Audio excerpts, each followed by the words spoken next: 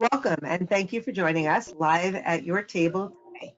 Before we get started with our discussion on coffee time with the CRA, what you are doing on social media, we'd like to share some housekeeping items to keep in mind. All audience members are on listen-only mode, which means you are muted. We'll be monitoring audience engagement on the dashboard and do encourage you to participate by using the question pane. There'll be time for questions at the end of the presentation. Please note this webinar is being recorded and will be available on our website, westernfoodexpo.com, in the coming weeks. Now, without further delay, let me introduce Natasha Price, Partner Care Manager for the California Restaurant Association. Thank you, Natasha, for being with us today. Yes, thanks so much for having us. I'm so sad that we're not in LA or Anaheim enjoying ourselves there, but at least we got to get together again to support the show and share all the information that we can with all the attendees out there.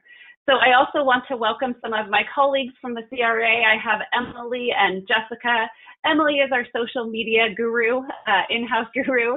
She manages all of the CRA web pages, social media pages and LinkedIn. So she has all of the information that she can share with what she does for the CRA and how you as an organization, as an establishment, can get your social media kind of up to par and make sure you got it on point. And then Jessica over here does our website and Google My Business information. So she's going to share what she does for Google My Business and how you can get your Google My Business page set up. So without any hesitation, I'm going to start with Emily. And again, we welcome all of your questions and all of your information that you have to share with us. So if we ask a question on what you're doing, we'd love to be able to hear and read what you're doing that has been successful at your establishment and your location. So, please share with us. This is supposed to be an interactive discussion so we can share with the other attendees what you're doing successfully. So the first question that Emily posed is, why is social media important for restaurants? So do you want to dive into that? Yeah, I guess I'll just go right for it. It's really just a great tool to post attention-grabbing messages, and you can really do whatever you want with it. If you want to drive traffic to your website, you can have your link to it. If you want to get more conversational and get to know your customers, you can do that. You can really encourage customers to comment on your website or on your posts and handle any customer complaints if there is any. It's just a really great tool all around, and it's free, so why not have it? Right. And then as you're posting, like, what are some of the things on there that within your post, as you set up your account, like what is it that that you should put in there on your contact us page or about us page? Like, what are some of those main key pieces that you should post in there? Yeah, so you should fill out your location, your address, your menus if you can, what type of restaurant it is, all the basic information you want to have right in center. The less clicks, the better to find that information is always good. And then when you get more settled into it, you can start posting photos of food or your staff, behind the scenes, any events. People really love food pictures. We eat with our eyes, so definitely having high quality food pictures and videos is a must. Yes, we do have a comment that says we use Instagram heavily, a lot of food pictures. Do you have any recommendations on what else to post? People love to see behind the scenes, so you can have, if you have an event, you can post pictures of setting up, or if you're creating a new menu, you can show how you go about that. If there is a favorite dish that people really like, you can show your chef setting that up and cooking it. But it really depends on who your audience is and what they like.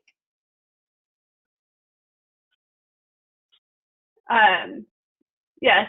And what do you think about like daily specials, that type of thing, posting those as well with photos, like you said, including in your menu? Yeah, those are always good ideas. Perfect.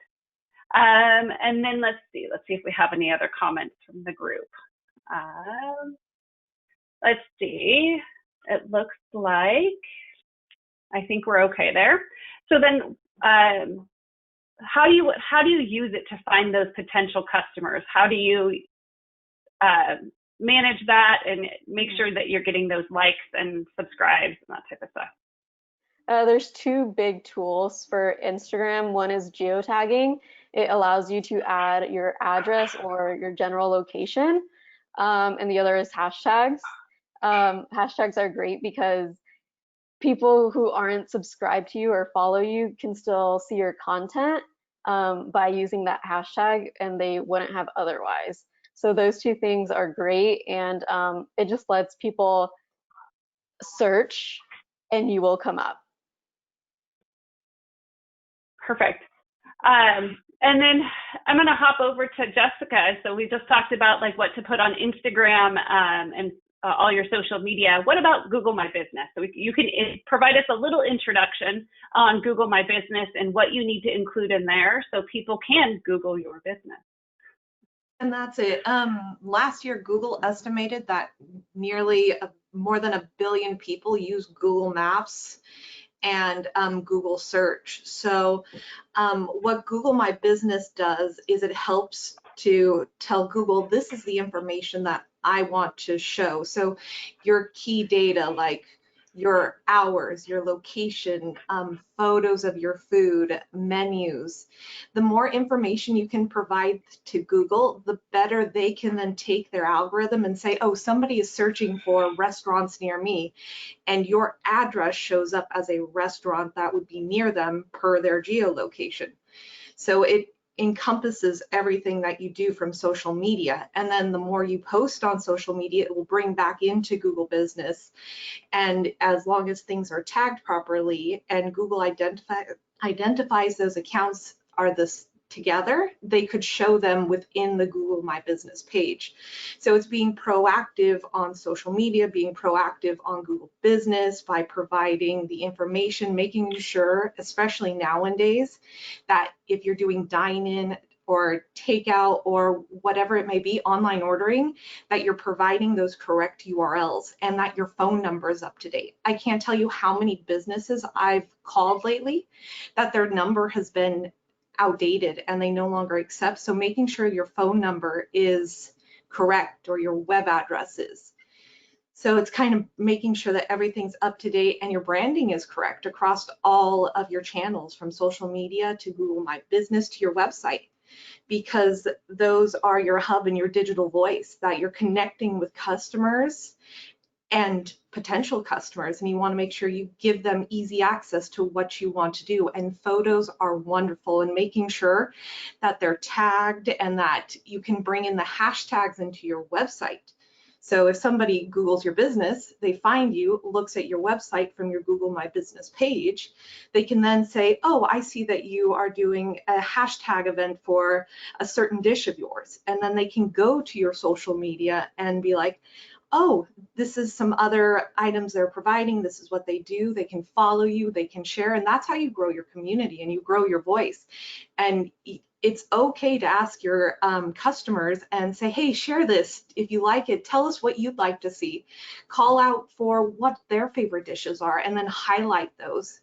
And then that community will build, and then people will be able to see that you're engaged, both social media, Google Business, and your website. And then that will kind of bring everybody together, and it will make updating content easier and making sure that content is updated, because sometimes people think, oh, I can just create a Google My Business and let it go. But you should post, you should share, you should update your content, you should ask people to do reviews, whether you use social media reviews, you do Google My Business reviews, or Yelp. So giving them options is the best way to go about it. And you always want to make sure that you're on top and you have an idea of what's going on digitally with your business. Yeah, perfect. And then here's a quick follow-up question on Google My Business. Is Google My Business free? Google My Business is free. So it is a free business tool, Yes. which is pretty easy to set up. So there's, you want to have a Google account. So you can either use your Gmail address, so if you have one for your restaurant, or if you have a business email, you can set that up as a Google account. And from there, you can either create your account where you search for the Google business. If there is none, you can create it, add your information, add your photos.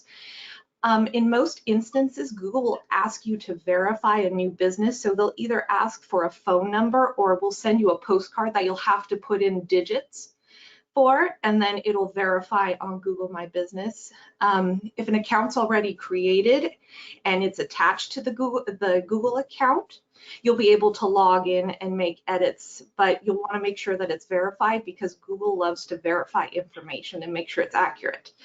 Then there's another option that if you've created your account and you've looked at your business, but somebody else has already confirmed that it's theirs, but it's technically not, you have to go through that process of requesting admin access and saying, hey, I'd like to do this. You can provide the information to Google and then they can review. It takes anywhere between 7 to 10 business days that you have to come back and say, hey, I'm the owner, I'm the manager, I'm the digital content manager at the business, and then provide that information. And then Google will verify. And then once you're set up, then you'll be able to gain access. So always keeping that login information with you or knowing what email address you're using is key. Yes, and there is a process to claiming your business and reclaiming your business if somebody's claimed it. So we will share a document with everybody afterwards. We created on the CRA website. So there it talks about a little bit more in detail on how to claim your Google My Business or how to reclaim it. And so Jessica's laid that out in that document. So we'll make sure to share that with you as well. And there are, one of the questions that came in, is there a third-party vendor that you could use to help manage your Google My Business? And yes, there are people that can help manage your Google My Business just as though they can manage your social media. So check out there if that's something that you guys don't want to do on your own. Again, it is free to manage your Google My Business, but there are services out there that do work with Google My Business specifically to help you manage those. So, and if you have any questions on that, reach out to the CRA. We'll help guide you and kind of find a right fit for you if that's something that you need a little help with. So we do have another question that came in that is about hashtags. Can you talk a little bit more about hashtags? How can we be using them, and what are the most popular? So to find the most popular, there is a hashtag generator. So you can enter a keyword or phrase into a generator, and it's free online. Just Google hashtag generator and it should pop up. And then it will give you about 15 to 30 of the most popular that have to do with that word that you entered. And you can include all of them if you want. There really is no limit. What was the first part of the question? Let's see. Let me get back down to it. A little more about how should we be using them? How many should we be using? Yeah. So what's your recommendation on that? 10 to 15. Any more than that looks a little bit. It's just not a good idea to include more than 15. But yes, they are very, very helpful to find new customers like that. Perfect. And then another question that came in is, let's see, from all of the social media platforms, which one do you find most effective? Facebook and Instagram, because they're most visual. And the nice thing about that is Facebook owns Instagram, so having set up a Facebook first, it won't take up more of your time to have an Instagram. You can connect your accounts and the posts from your Facebook will automatically go into your Instagram. So it's very handy.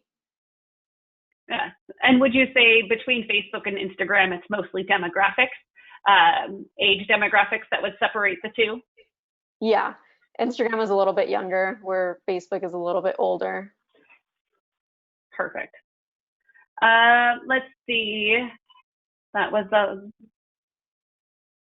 I think we got all the questions that we have. So keep asking them. Those are great questions. So more questions, we'd love to have them. But here's a question that was prompted in is, what about user-generated content? How can I get user-generated content, or how can I request content? How do you get your clients to kind of get engaged? So you can ask for people to leave reviews on Facebook or Yelp, like Jessica was saying, and you can use this content. You just have to ask for permission if it is already on social media. You can use the photos or videos that people have left, but just asking permission. But if you're having trouble finding that, you can ask them to leave it, and you can offer like a discount code or something in exchange that they will like. Yeah. Perfect. All right, here's another question that just came in. This one will be for you, Emily. I've heard on social media that you should follow an 80-20 rule for business, that only 20% should be direct promotional. Is it true that business to consumer, that it's okay to post on a restaurant every day? And how many posts do you suggest? It is a good idea to post at least once a day. For 80-20, that is a good rule I like to follow.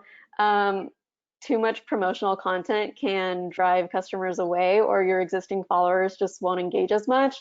So no one likes someone that brags a lot, and that's essentially what you're doing when you're promoting constantly. So having a little bit more of like easygoing or funny content is always helpful, and that usually drives more engagement.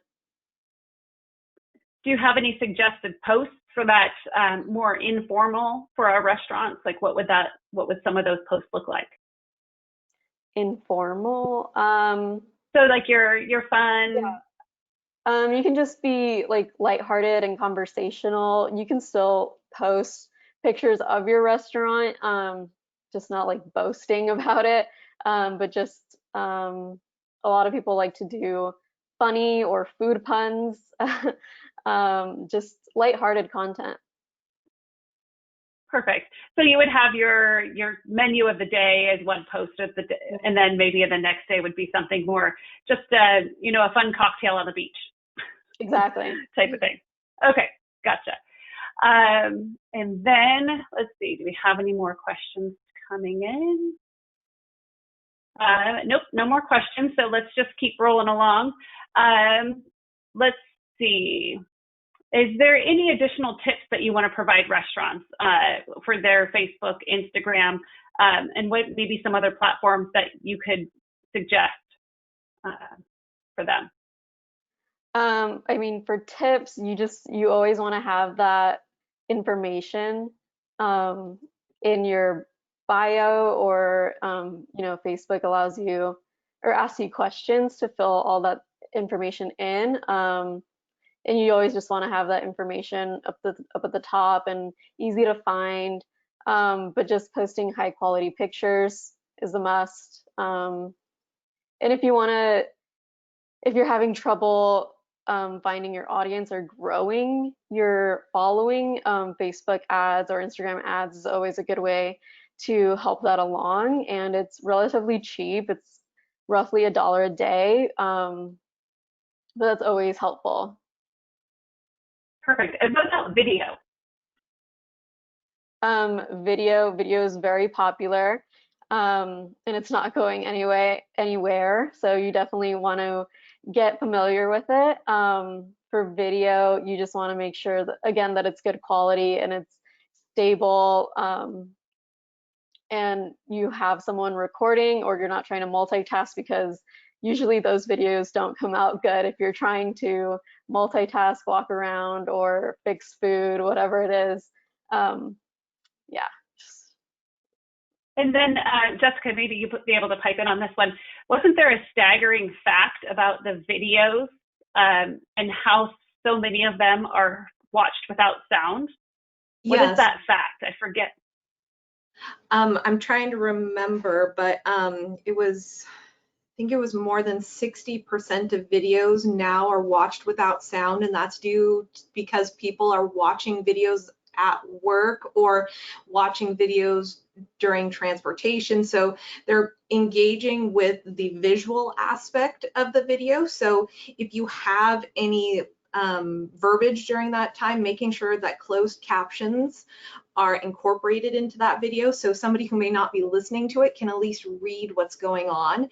And YouTube auto generates closed captions, but if you want to burn the captions into the video, that would be open captions, so that somebody couldn't turn them on or off, so that they would always be displaying. So it kind of depends on what you want for your video, but making sure that there's an option for both the visual and the audio part for your videos. Yeah, very good. So I have another question in here. Let's see.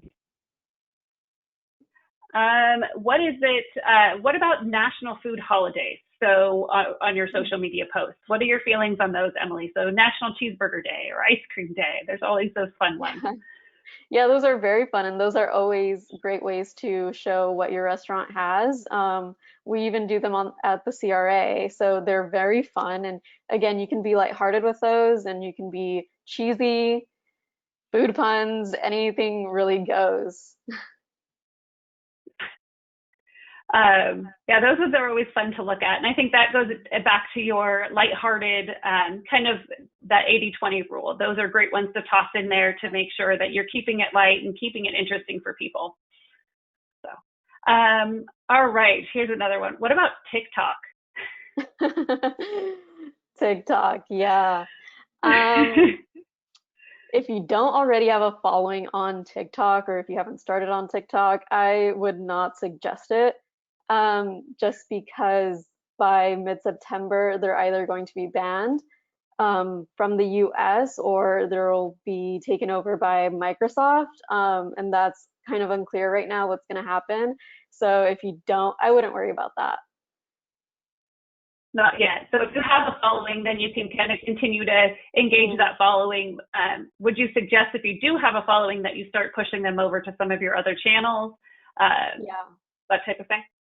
Yeah, exactly. And Instagram just came out with Reels. It's a similar feature to TikTok. So if you want to continue making that type of video, you can do it on Instagram. Perfect.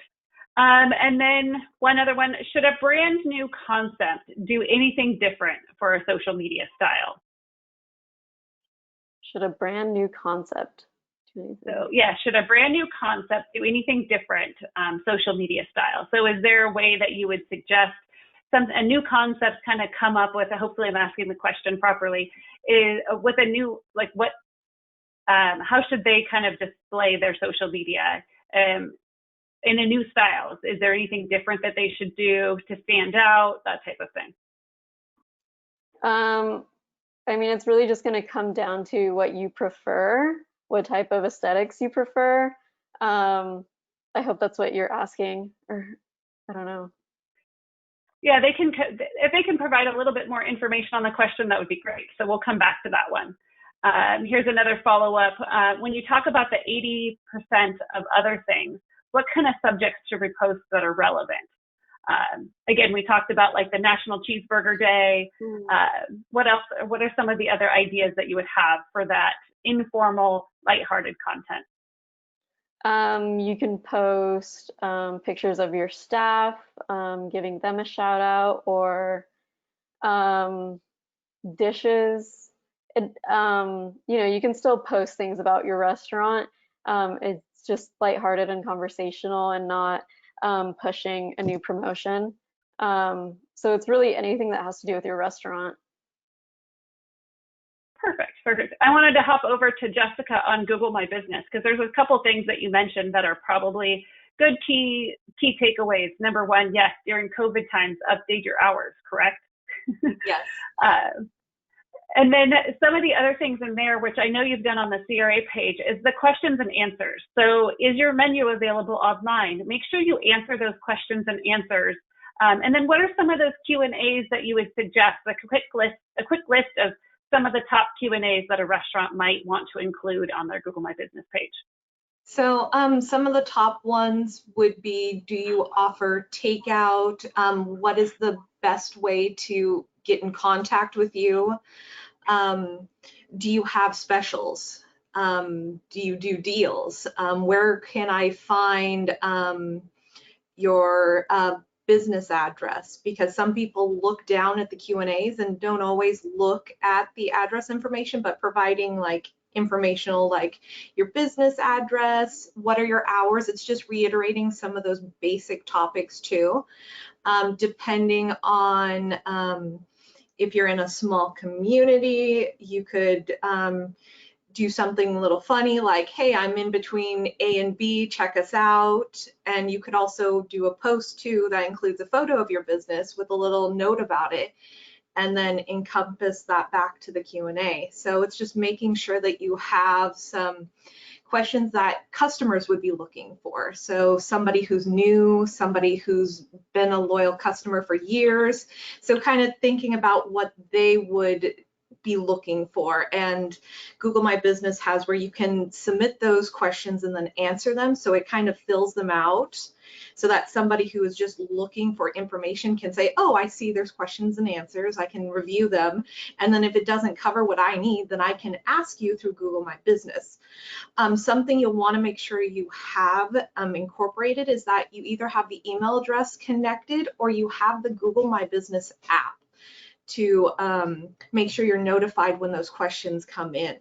And if you have multiple locations, the Google My Business app is great, so you can set them up and then you're notified when a review comes in, when a question comes in. If there's a request to update your information, making sure that you've downloaded that app or you have the email address where it notifies you when changes happen. So it's for both Android and Apple. So I've used it on both and it's pretty easy. The app also gives you the ability to do a review of your page and also gives you insights to phone calls, website views, how many individuals requested directions. And so you can kind of get an idea of what content your users, your customers, your new customers are looking for and what they're doing with the Google My Business and where it then leads them. Perfect. And I have one more question to follow up, and then I think we're just almost about out of time. So the one other question is, do you recommend spending any money on Google AdWords? So it depends. If you want to focus more on social media, I would say focus on social media. Google Ads would be great for brand awareness or when somebody looks for your business. You can usually put a budget and do your keywords. So if you want to do some more brand awareness campaigns, or if you want to do something that directs the users to your website, then you can do that option. But building social media is wonderful because then they can engage you there and you can keep them engaged. So perfect. So Google is the larger brand concept, social media is the individual customer. So I think that's probably a good way to end this. So it is we have 1 minute left. So I just want to say thank you so much to both the Western Food Expo for having us on, being able to share our knowledge with you.